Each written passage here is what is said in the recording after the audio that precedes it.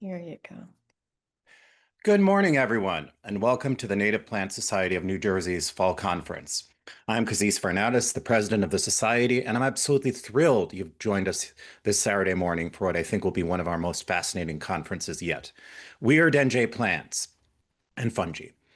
This is New Jersey, a state that's so proudly weird that it drove Mark Skirman and Mark Moran to start Weird NJ magazine over 30 years ago, turning our strange legends, abandoned places, and bizarre roadside attractions into a cultural phenomenon. They made weird a badge of honor for us.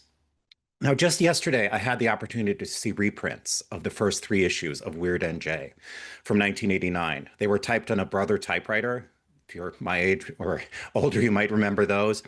Um, Hand copied, stapled, and distributed to friends. And I was surprised to see that each of them featured a native plant site. The first issue mentioned the primeval holly forest of Sandy Hook, the second, the Hackensack Meadows, and the third, Hutchison Memorial Forest, an uncut old growth forest. Unfortunately, Hutchison Memorial Forest has been kind of devastated by years of deer browse prior to building a fence and has a bit of invasive, so it's not in great shape. But all of them are fascinating places to go and see plants. So Weird NJ's creators already knew what we know.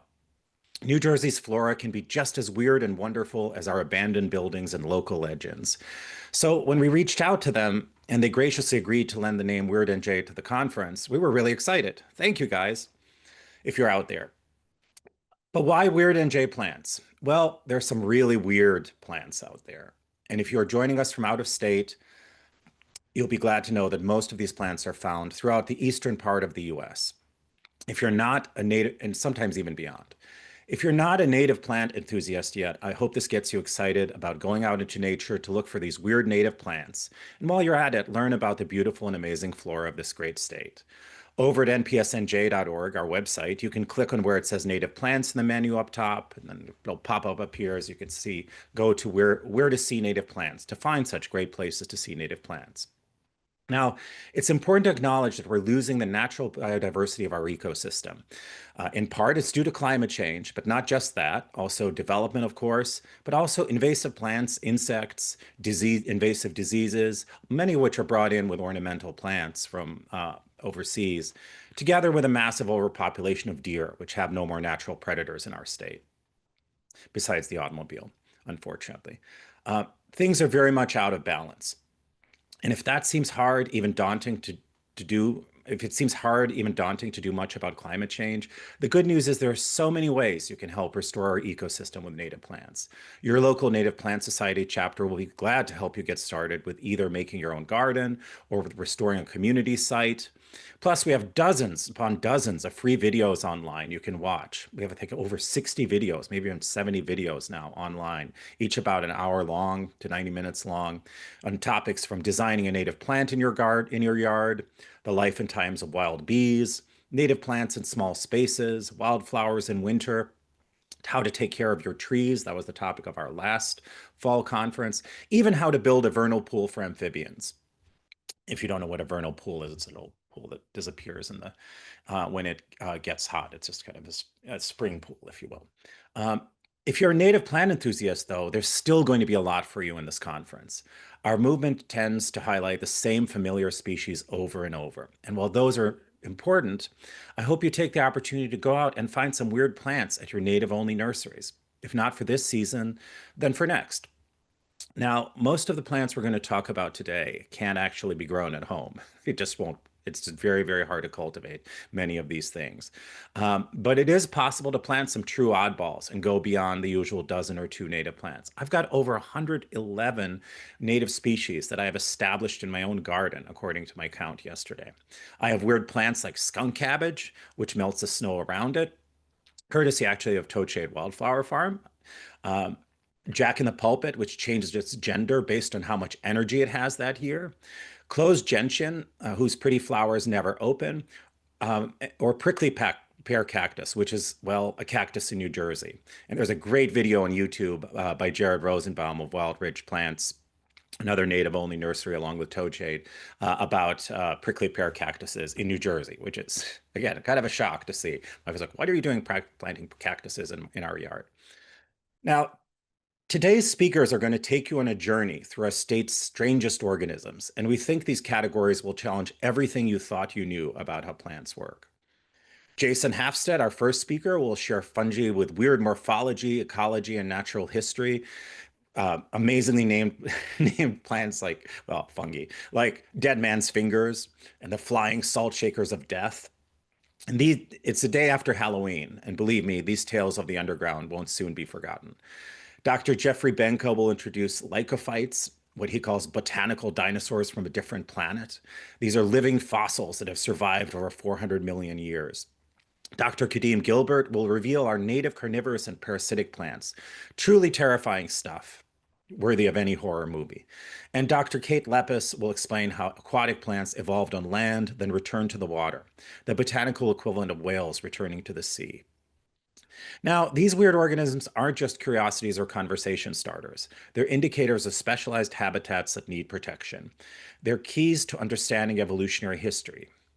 Biodiversity loss is a very real thing, and plant blindness is real too. Let's work to fix both. We can do it. In fact, there's signs that while overall, unfortunately, monarch butterfly populations are in decline, they're doing well, even increasing a little bit in the East Coast because of efforts of home gardeners and land stewards to restore the plants that belong here. Right? It's time to start wrapping up a little bit. If you're not a member of the society, I'd like to encourage you to sign up. We keep the price ludicrously low, $25 for one person, $30 for two, and only $10 for students. You can join right on our website, npsnj.org. Members get access to members-only activities such as low-cost courses. We're going to have a course coming up in the spring with Jared Rosenbaum on native meadows. We're all really looking forward to that one, or at least a number of us are really looking forward to that one. I certainly am. So this will be about the ecology of native meadows and how to create a native meadow. We have field trips. We help, and your memberships also help support native plant education and conservation. Also have an annual seed exchange that's now open. You can find out about this on our website. Again, it's a member-only benefit, and $25 or $30, even $10 if you're a student. Not a lot of money. We really strive to keep these low. Our membership costs low. The annual seed exchange is a member-only benefit coordinated by past president Dr. Hubert Ling. And last year we had over 130 species available, including some really weird ones, like American pokeweed with its magenta berries that birds love and its toxic reputation. It has a bad reputation, but honestly, English yew, which people have in their garden, is even more toxic. So are daffodils; they're pretty bad. Lilies. There are all sorts of bad things out there that we plant and we don't that people plant and don't think are toxic. And just because this one has this purple, garish purple stem and magenta berries, people get afraid of it. Rattlesnake master, which has weird yucca-like leaves. There's bottle gentian, a beautiful little blue, sort of indigo blue flower that never opens. Bees have to go in there and pollinate it and come out covered in pollen. American bladdernut with inflated papery seed pods. Those are just some of the 130 species we had available in our seed exchange. Also, mark your calendars for our spring meeting and conference on March 7th, 2026. It's going to be on Zoom and also in person. It'll be at Ocean County College. This is our big get-together of the year for the state. And we'll be focusing on resilience in the face of environmental change. Larry Weiner, the leading expert on landscape design with native plants in the Northeast, will talk about how to work with natives and embrace change in the landscape. Dr. James Shepard, an infectious disease expert from Yale, will talk about how the loss of biodiversity is causing infectious agents like Lyme disease to spread. People are always saying, like, aren't those native plants going to cause you to get ticks and Lyme disease? Well, it's much more complicated than that. In fact, the sterile lawn is a much bigger danger than a meadow of native plants. And Dr. Shepard will talk about why. Kathy Salisbury, a past president of the Society and head of the Ambler Arboretum in Temple University, will talk about the massive damage the Arboretum suffered due to a head-on hit from a tornado in 2021 and how it's recovering from that disaster. So next month in my president's newsletter, I'll be outlining some vacancies at the state level, which we really need filled. We have a corresponding secretary position, which in the era of the internet is largely going to be a kind of director of external relations, concerned with outreach of all sorts to other environmental organizations and PR of all sorts, social media. We're looking for a chapter leader in Middlesex County, as unfortunately our current leader, Hervé Berriere of Highland Park, has to step down. If you're interested, write me at president@npsa.org to learn more. It's fun and rewarding, or we wouldn't be doing it. A couple of little last minute bits of housekeeping about today's program. This conference is being recorded and will be available to all registrars. Please use the chat for questions. Our speakers will address them after their presentations. Dr. Randy Eckel, our entomologist, vice president for membership, past president, and also owner of Toadshade Wildflower Farm, will be fielding the questions and delivering concluding remarks at the end of the conference. This will also all be recorded on YouTube, so don't worry if you, and posted on YouTube, so don't worry if you miss a little bit of it. I want to thank once again Weird NJ for graciously allowing us to use their name, as well as the committee that helped put this together. Dr. Randy Eckel, Elaine Silverstein, Bobby Herbs, Michael Jacob, Kim Rowe, Dr. Kate Lepis, and Kim Carrero, as well as a special thank you to the webinar team, including Bobby again, and John Ryan.